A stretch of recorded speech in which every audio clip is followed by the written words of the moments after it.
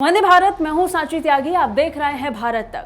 संयुक्त राष्ट्र में अब बदलावों का होना समय की मांग हो चली है और इसको लेकर कई बार चर्चाएं हुई। हालांकि कोई ठोस कदम इस ओर नहीं उठाया गया। खास तौर पर वीटो पावर को लेकर कई बार शोर मचा, लेकिन इसका भी कोई निर्णायक फैसला नहीं हुआ।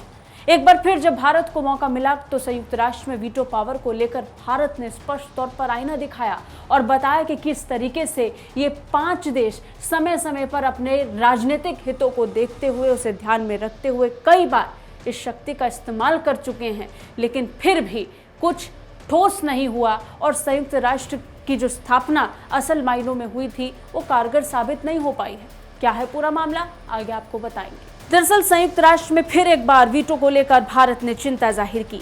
वीटो के उपयोग के मामले में संयुक्त राष्ट्र महासभा के लिए स्थायी जनादेश पर संकल्प में भारत ने अपना नजरिया दुनिया के सामने रखा और कहा कि संयुक्त राष्ट्र आम सभा किसी मामले पर बिना P5 के कुछ नहीं कर सकता, क्योंकि प्रभावी रूप से P5 यानी परमानेंट 5 के पास वीटो है। सभी 5 सदस्यों ने अपने अपने राजनीतिक उद्देश्यों को प्राप्त करने के लिए पिछले 75 सालों में वीटो का उपयोग किया है। बैठक में भारत के उप स्थायी प्रतिनिधि आर रविंद्र ने कहा कि जैसा कि हमारे अफ्रीकी भाइयों और बहनों द्वारा कहा जाता है, ये देशों की संप्रभु समानता की अवधारणा के खिलाफ है और द्वितीय विश्व युद्ध की मानसिकता को कायम रखता है।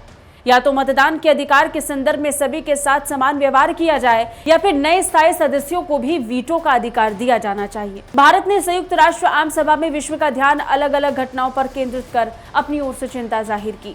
जेरूसलम में पवित्र स्थानों पर हुई घटनाओं का जिक्र हो या फिर सीरिया में हो रहे सीजफायर उल्लंघन का मामला, भारत ने कई मुद्दों को उठाया। बदलाव की मांग भारत द्वारा लंबे वक्त से की जा रही है। खासकर वीटो पावर को लेकर भारत की मांग काफी पुरानी है।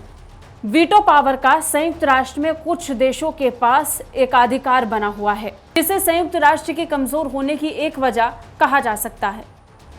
किस किस के पास है वीटो पावर?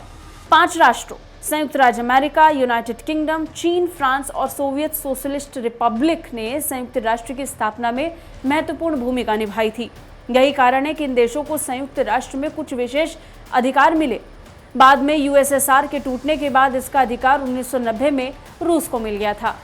ये 5 देश यूएनएससी में स्थायी सदस्य देश हैं और इनके पास एक विशेष मतदान शक्ति भी है, जिसे वीटो के अधिकार या वीटो पावर के रूप में जाना जाता है। क्या है वीटो पावर? इनमें से किसी एक ने भी यूएनएससी में नेगेटिव वोट डाला तो प्रस्ताव या निर्णय को मंजूरी नहीं दी जाएगी। यानी अमेरिका, यूनाइटेड किंगडम, चीन, फ्रांस और रूस में से किसी ने भी यूएनएससी के किसी प्रस्ताव पर विपक्ष में वोट डाल दिया तो प्रस्ताव पास नहीं होगा।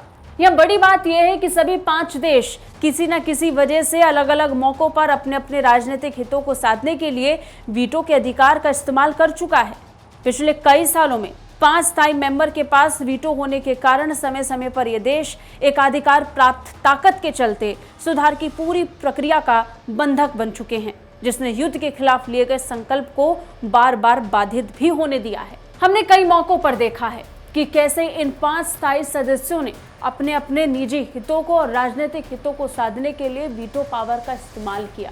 और सबसे बड़ी बात यह है कि ये पूरी तरीके से संयुक्त राष्ट्र की कार्यशैली को बाधित करने वाला है, जिस पर भारत ने सभी की नजर केंद्रित की।